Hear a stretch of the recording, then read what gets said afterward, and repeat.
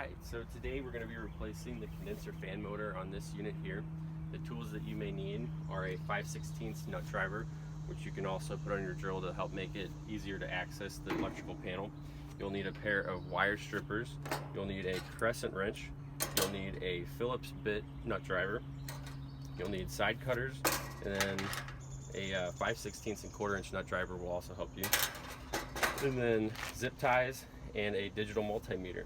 And now what you want to do first is you want to make sure that the power is cut to the unit itself. And the way that you can do this is you can track the power from the disconnect box to the unit itself that you're replacing the fan blade on.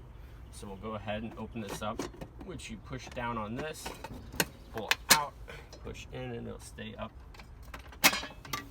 And then you'll pull that out and leave it on top.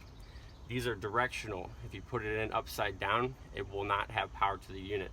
If you put it in correctly, it says on here, they're different on different disconnects, but you want to make sure that you leave this in the same direction that you pulled it out. We're going to take our multimeter and turn it to AC voltage. Now we will come down here and measure across the bottom of the contactor where our black and red wire are coming in. And you see that we have 0.5 volts or 0.43 coming in. And that's okay, as long as you're not getting 120. That means that the power's been killed. So now we're going to begin replacing the condenser fan motor. But first we need to take a picture of where our motor wires are going. Coming back into the electrical compartment, you want to take a picture from here. You have one wire going to your capacitor, you have another wire going to your board, and then another wire goes straight to your contactor. You'll want to remove all of these before replacing the condenser fan motor to make sure that none of them get damaged in the process. So now we're going to go ahead and remove the condenser fan motor. I've already taken out the fan blade support screws. When you do this, you want to make sure that you lift the fan blade straight up and not just kind of tilt it over, because the fan blade pretty much fits perfectly with the fan guard.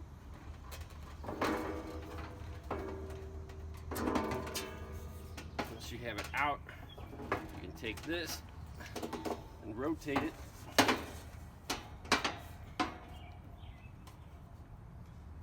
To make it easier to work on.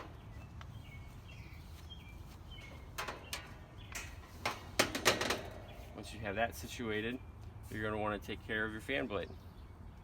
You'll need your crescent wrench at this point. And you'll also want to take some oil or some WD-40 and apply that to the top up here. You'll want to let that rest and settle in and for probably like 5, maybe 10 minutes. Then you'll take your crescent wrench and you'll loosen the set screw.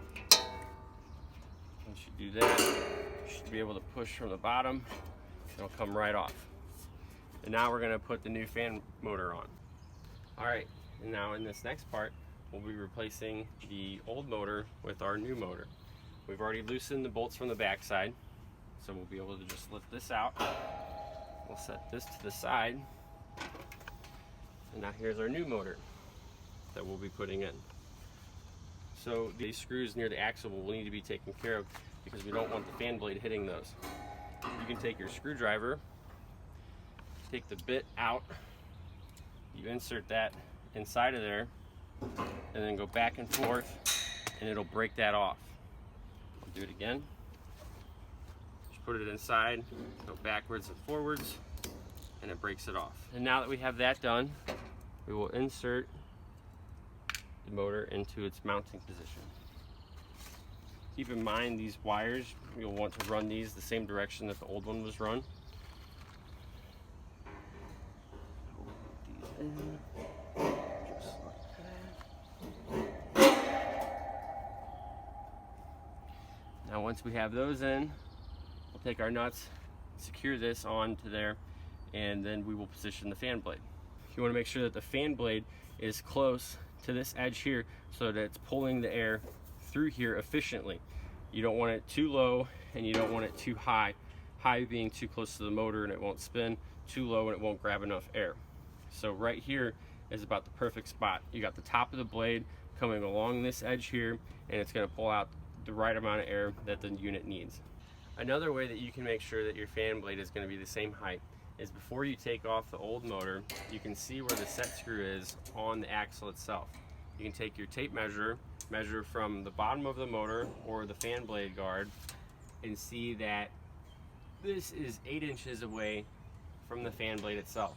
So when you put your new motor on, you can measure the set screw to be 8 inches away from the fan blade guard itself.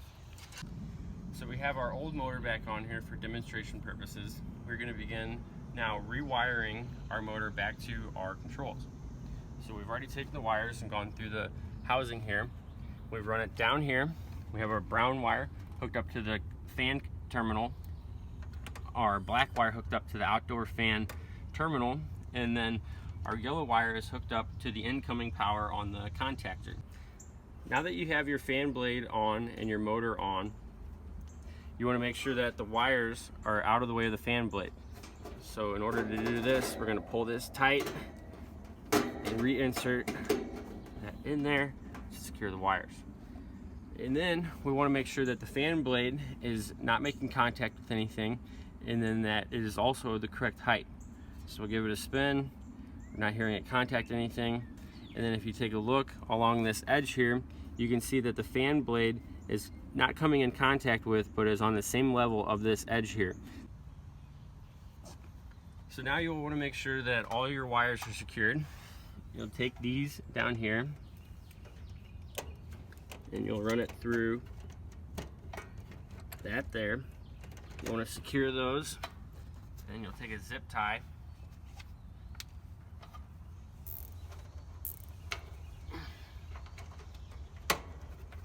and then you'll put your panel back on and you'll test the direction of the fan blade. Alright, so now we're going to test the unit.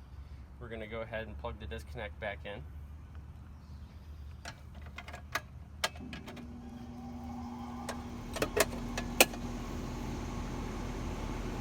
As you can see, the fan blade is spinning. We don't have any weird noises. We'll go ahead, we'll take an amp draw on the component itself. We're on over here, and on the black wire we see that we're pulling 1.1 amps.